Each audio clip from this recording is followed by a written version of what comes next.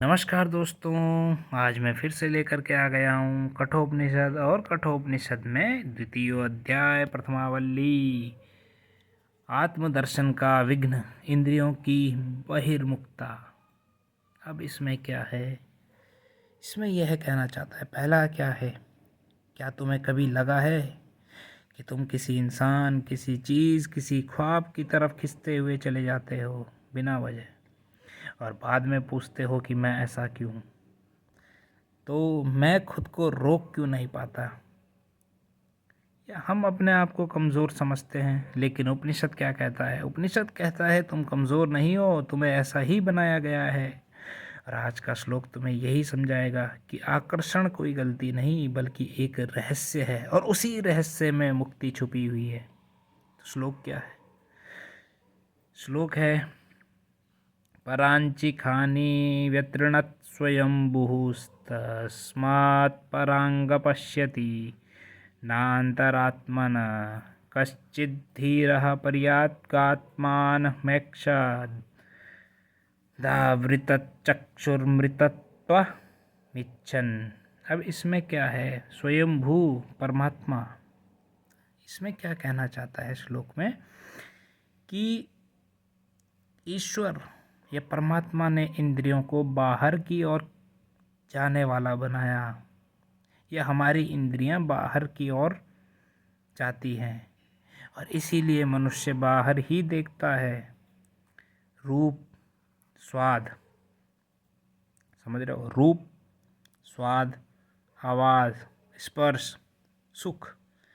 लेकिन कोई जो बिरला ही बुद्धिमान व्यक्ति होगा जो अपनी आंखें बाहर से मोड़कर भीतर की आत्मा को देखता है, क्योंकि उसे अमरता चाहिए। अब असली सवाल, ऐसा क्यों? अगर अट्रैक्शन गलत होता तो परमात्मा हमें ऐसा क्यों बनाता, या हम ऐसे क्यों होते? क्यों आँख सुंदरता पर टिकती है? क्यों मन किसी चेहरे में उलझ जाता है? क्यों हम बार बार बाहर कुछ खोजते हैं?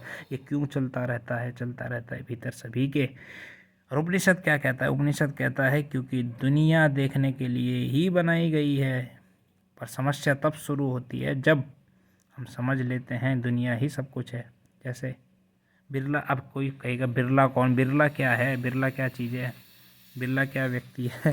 तो बिरला, एक श्लोक क्या कहता है देखो, कश्चित धीरः, कोई एक बुद्धिमान, वो जो एक दिन रुक जाता है और पूछता है मैं इतना भाग क्यों रहा हूँ, मैं सच क्यों ढूंढ रहा हूँ, क्यों मुझे सत्य ढूंढना है? बस यहीं से यात्रा शुरू होती है। और भीतर देखना क्या है?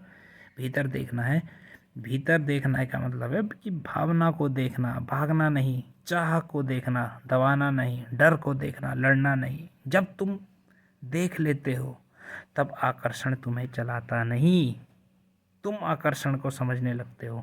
समझ रहे हो? अब यहाँ पर लिखा है अंतर आत्मा को नहीं, जिसने अमरत्व की इच्छा करते हुए अपनी इंद्रियों को रोक। अमरत्व, अमरता क्या है? अमरता का मतलब शरीर नहीं, अमरता का मतलब है अब तुम अनुभव नहीं, अनुभव देखने वाले हो। अब खोने का डर नहीं, क्योंकि तुम कुछ पकड़े ही नहीं हो। जैसे आज के जीवन में कैसे प्रयोग कर सकते हैं हम इसको? अगली बार जब भी आकर्षण हो, खुद से लड़ना मत, बस इतना पूछो, ये मुझे बाहर क्यों खींच रहा है और मैं भीतर क्या भूल गया हूँ? तो यही ध्यान है, यही साधना है। ध्यान पूछते ना क्या है? यही ध्यान है, अपने आप से पूछना। आत्मज्ञान इसी को बोलते हैं। तो इंद्रियां बाहर जाती हैं ताकि तुम दुनिया को जानो, और बुद्धि भीतर जाती है ताकि तुम खुद को जानो। तो ये है। तो ऐसा धीर पुरुष ही प्रत्यगात्मा को देख पाता है। तो ये चीज़ है, ठीक है? तो आई होप आपको समझ में आया होगा श्लोक। तो इसको ज़रूर पढ़ें। द्वितीय अध्याय मतलब पढ़ना तो आपको सारा ही है। तो यहाँ पर आत्मदर्शन का विघ्न, तो इसके ऊपर ही चर्चा थी है, ठीक है? तो आई होप आपको समझ आया होगा। धन्यवाद।